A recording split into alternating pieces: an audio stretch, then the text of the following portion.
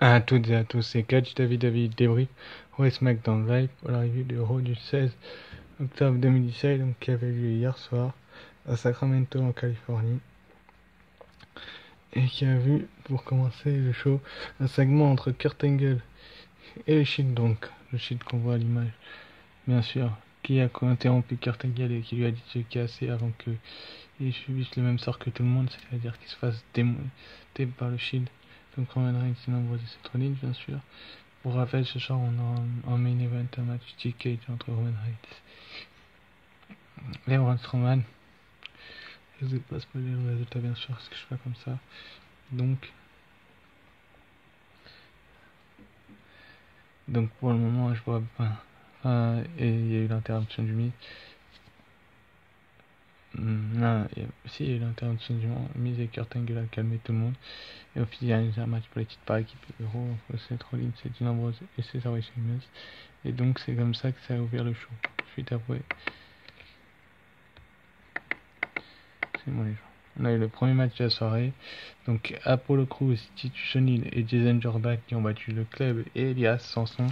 Donc pour Elias, c'est pas une très très bonne nouvelle. C'est-à-dire qu'il compte pas vraiment sur lui du côté de la WWE et que, comment vous dire, et que pour les prochaines semaines, il gagne en solo, il gagne pas en équipe. Et là, c'est Apollo Crews qui a fait tomber à Carl Anderson. Carl Anderson qui a enchaîné les défaites. C'est pas bon pour le club, ça. Et donc, du coup, Jason Jordan. Sinon, ça a été un très bon match. Pour ma part, j'ai trouvé que c'était un très bon match et que c'était. Comment dire, Raw pouvait mieux faire. Pour être des meilleures qualités, mais tout de même, ça a été un très bon match et que la victoire des Face est méritée étant donné que les Heels ne méritent pas. Entre autres, des choses d'être mis en avant comme ça. Apollo Crews, Titus O'Neil et Jason Jordan n'ont pas de match à TLC, je tiens à préciser. Et c'est bien dommage parce qu'il méritait un match et sinon j'ai pas grand chose à dire ce match à part qu'il était superbe et que je suis content que les Faces aient gagné. Ensuite après on a eu Cedric Alexander et Eric Swan qui ont affronté Brian Kendrick et Jack Gallagher. Jack Gallagher qui nous a donc trahi l'univers de la WWE pour se joindre à Brian Kendrick. Cedric Alexander et Eric Swan ont remporté la victoire sur le finisher de Cedric Alexander. Sur le finisher de Cedric Alexander sur Jack Gallagher. Pendant que Rick Swan sur Kendrick à l'extérieur du ring. Alors j'aime beaucoup Cedric Alexander, j'ai beaucoup aimé ce match. Et même si on aura une revanche à TLC, c'est une certitude, ça a été annoncé entre ces deux équipes là. D'ailleurs je crois profiter de TLC en fin de semaine normalement. Et donc Cedric Alexander et Eric Swan ont remporté le match. Par contre ce qui est dommage c'est que Cedric Alexander n'ait pas de chance au titre à TLC étant donné que Kalisto vient de devenir champion. Et Enzo, je vous parlerai du segment un peu plus tard de Enzo et Kalisto qui est un petit peu dégénéré. Et je comprends pas du tout pourquoi ces deux-là n'ont pas été aidés. Kalisto et Mustafa Ali se sont fait défoncer par des individus, par Enzo et ses boîtes on va dire. Je vous en parlerai plus en détail tout à l'heure. Donc je pense que Cedric Alexander et Rick Swan vont remporter la revanche aussi. Ok, la rivalité va se poursuivre encore peut-être un ou deux Raw.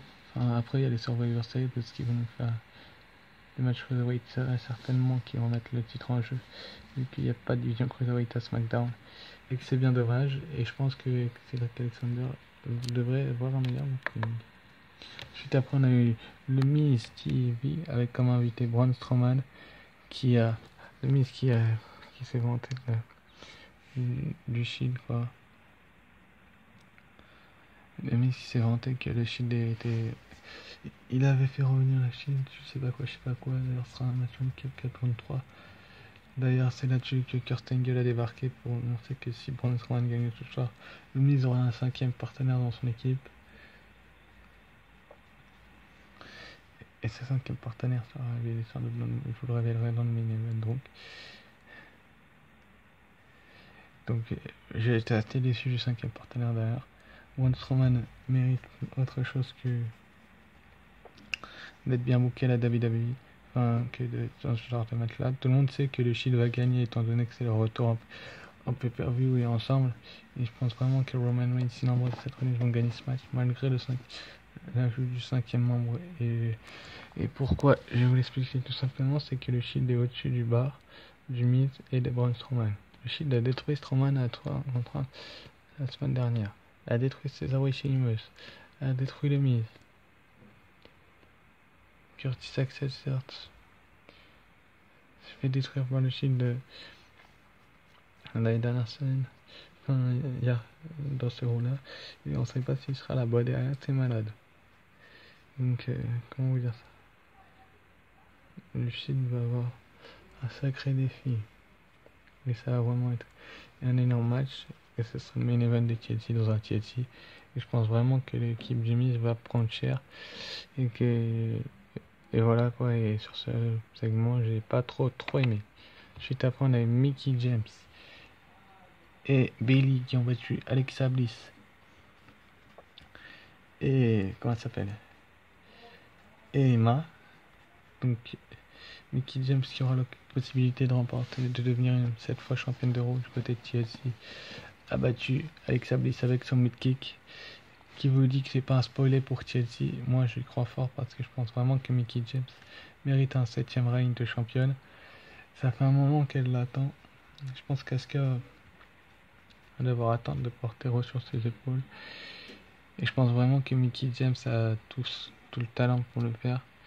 Et donc je pense vraiment qu'il y aura cette victoire de Mickie James. Le mid-kick d'ailleurs c'est une prise de capoeira pour ceux gens qui ne le savent pas, qui peut casser le nez apparemment d'après ce qu'on m'a dit. Et comment dire, Mickie James et Bayley se sont très bien défendus. Emma qui affrontera Asuka du côté de Chelsea, c'est plutôt une mauvaise mise en bouche. Vu le match qui l'attend à Chelsea, il fallait peut-être la mettre plus en avant. Elle a perdu, Alexa Bliss a perdu aussi. J'ai bien l'impression que Mickie James va aller chercher son 7e titre de championne d'Euro du côté de Chelsea. Elle a dominé toute la rivalité, si c'est pour la faire perdre, ça serait complètement con. Je pense vraiment que Mickie James, d'ailleurs, a rendu hommage à l'Ultimate Warrior lors de ce match, là avec son t-shirt, enfin, comme ça, quoi. Et Mickie James a remporté la victoire pour son équipe, donc. Et je pense que Alexa Bliss va perdre le titre et va pouvoir pleurer et arrêter de traiter Mickie James de grand-mère. D'ailleurs, Mickie James qui a fait un speech après le match en disant qu'elle deviendrait cette fois championne d'Euro. Elle le répète en boucle ce speech. Mickie James, elle est bien gentille, mais il va falloir arrêter à un moment donné. Mais je pense vraiment que ça va se faire. Elle va devenir cette fois championne d'Euro avec son mid-kick. Alexa Bliss va aller se coucher et c'est tout ce qui va se passer du côté de Chelsea. Comme hier soir, on a eu un avant-goût de Chelsea finalement. Et voilà quoi. Ensuite, après, on a eu Sasha Banks contre Alicia Fox. Et Sasha Banks qui a fait abandonner Alicia Fox. Donc, sur le Banks Statement, lors de ce match, qui a été assez plaisant aussi. D'ailleurs, je ne vous ai pas dit, et c'est la première fois que je regarde les shows avant de faire la review. Et Sasha Banks a laissé le dessus à Alicia Fox pendant un certain moment du match. Mais ça a été très court le moment du match où Alicia Fox a eu le dessus. La plupart du temps, c'était Banks qui a eu le dessus et Sasha Banks a remporté la victoire et Alicia Fox a abandonné. Derrière, on a eu un speech d'Alicia Fox de Sasha Banks qui se vantait un petit peu de sa victoire et Alicia Fox qui l'a attaqué en coulisses, qui nous a fait un rematch du côté de TLC dans le kick-off show. Ça sera Sasha Banks contre Alicia Fox. Donc, Sasha Banks qui a battu Alicia Fox. Ça nous a donné un avant-goût de TLC. Merci de la WWE. C'est ma soeur, excusez-moi. Voilà. Et comment vous dire ça? Sasha Banks a abandonné Alicia Fox et du coup la rivalité a une bonne tournure ensuite à l'attaque d'Alicia Fox et je pense qu'à TLC Alicia Fox va perdre. Ensuite après on a eu donc le segment que je vous parlais d'Enzo Amore et Kalisto qui n'a interrompu Mustafa Ali, Drew Gulak, Noam Dar et Tony Nese qui ont attaqué Kalisto et Mustafa Ali. Donc Enzo Amore a pris le dessus. Ça veut tout dire, les titres cruiserweight le titre cruiserweight a été bien vendu, même si le champion s'est fait tabasser malheureusement pour lui. J'ai envie de vous dire, Kalisto a donc été démonté par Enzo. Enzo qui est heal désormais, Kalisto est face donc. Et je pense vraiment que c'est la meilleure solution, c'est de mettre Kalisto heal et Kalisto face et Enzo heal. C'était une bonne idée. Ils auront leur rematch à Chelsea. Kalisto va le gagner. J'espère que Kalisto va le gagner, j'espère vraiment. Parce que j'aime beaucoup le catcher. Et je vois pas l'intérêt de remettre Enzo champion en tant que heal.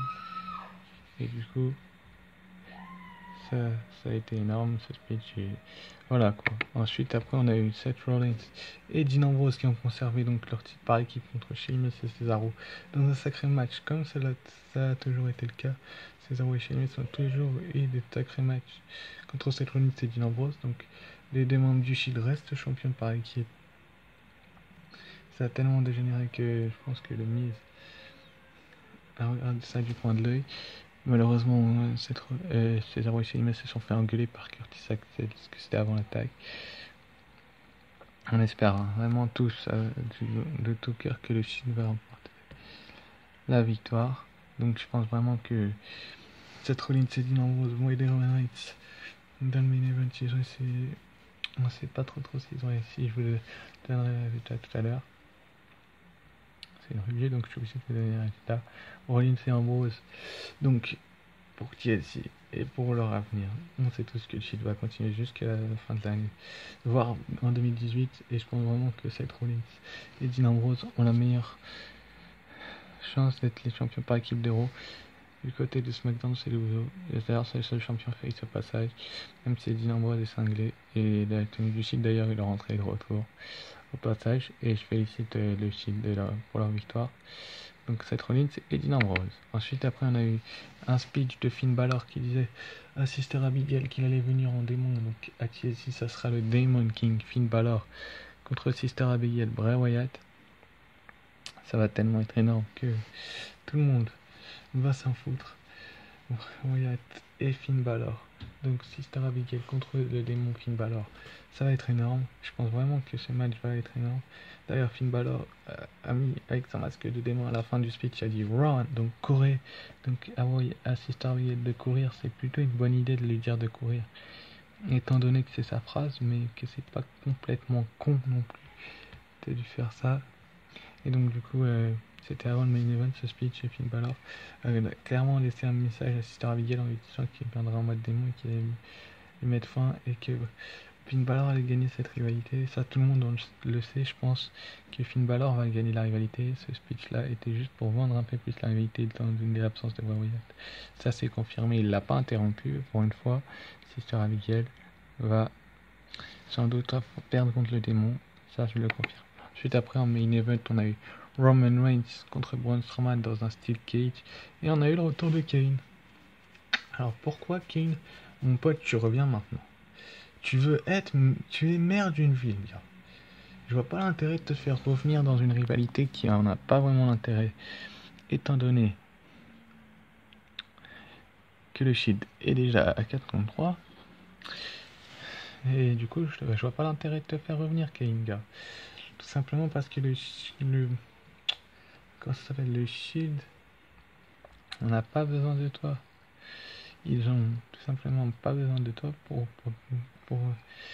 enfin, ils n'ont pas besoin de toi, ils ont besoin de toi, mais voilà quoi. Kane, c'est pas intérêt de te faire revenir. Il a porté 2 chokeslam et un Thompson à Roman Reigns, donc pour venger son frère, je suppose. Donc pour venger le Taker.